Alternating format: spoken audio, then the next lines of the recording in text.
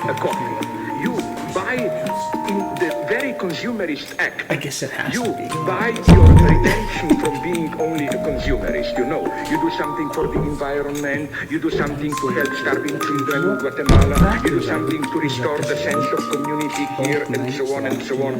This, and again, I could have gone on, like the almost absurd example of this is so-called Tom's Shoes, an American company whose formula is 1 for 1. They claim for every pair of shoes you buy with them, they give a pair of shoes to some African nation and so on and so on, so that you know, 1 for 1. One act of consumerism, but included in it, you pay for being convinced of it, for doing something with environment and so on and so on. This generates almost a kind of a, how to put it, semantic over-investment of burden, you know. It's not just buying a cup of coffee. It's at the same time, you fulfill a whole series of ethical duties and so on and so on. And again, this logic, I think, is today almost universalized. Like, let's be frank, when you go to a store, probably you prefer buying organic apples. Why? Look deep into yourself. I don't think you really believe that those hard-rolled apples, which cost double the good old genetically modified apples that we all like, that they are really any better. I think we are cynics, we are skeptics, but you know, it makes you feel warm that I'm doing something for our Mother Earth, I'm doing something for our planet, and so on and so on. Ultimate even much more than to be or not to be, and so on and so on. It's the best critique of capitalism and a wonderful reversal of the usual logic of transgression. Because the point is that the hero's life as a robber and so on, crime life is normal life. And then transgression is precisely the idea to bear it and so on. Swissman of success, well, it's a nice depiction of the corruption of American press. Picnic at Hanging Rock, I simply like early Peter Weir movies, especially those settled around some mystery, like there is a certain, it's like his version of Stalker, you know, you have an area which is the zone, and then you never really learn what happens in the zone. Murder of the Heart, it's one of those nice, gentle French movies where you have incest, which is portrayed as a nice secret between mother and son. I like this. I think this is because of the joke, the first novel by Milan Kundera, and I think it's his only good novel. After that, it all goes down.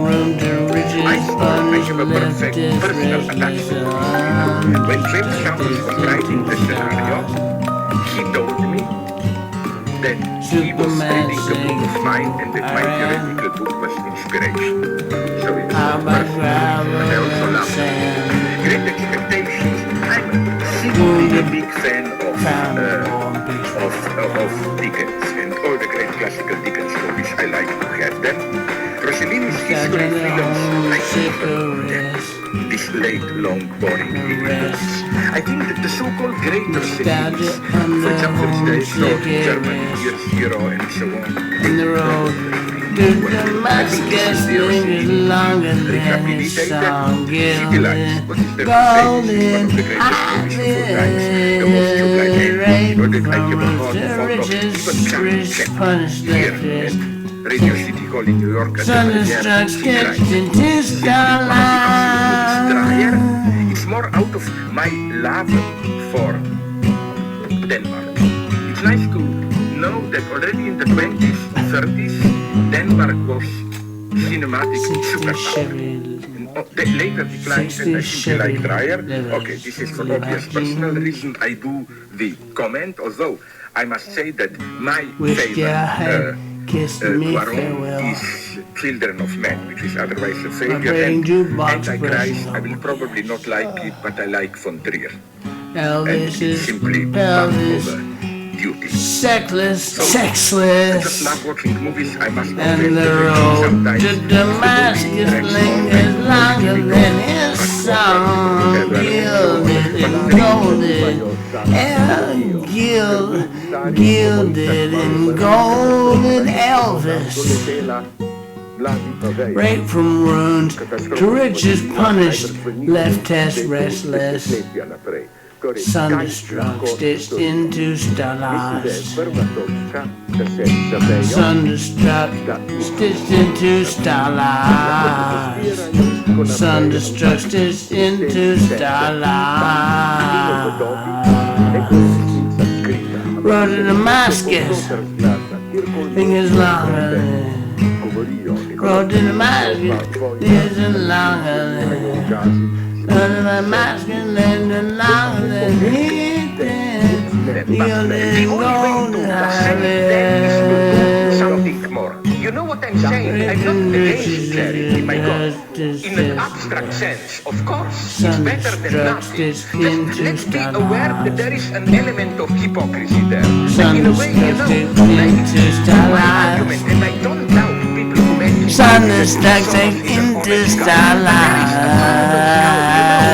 He's preparing with the right hand what he ruined with the left hand. No, that's all I'm saying. For example, of course we should help the children. It's horrible to see a child whose life is ruined because of an operation which costs $20. But in the long term, you know, as Oscar Wilde would have said, if you just operate the child, then they will live a little bit better, but in the same situation which produced them.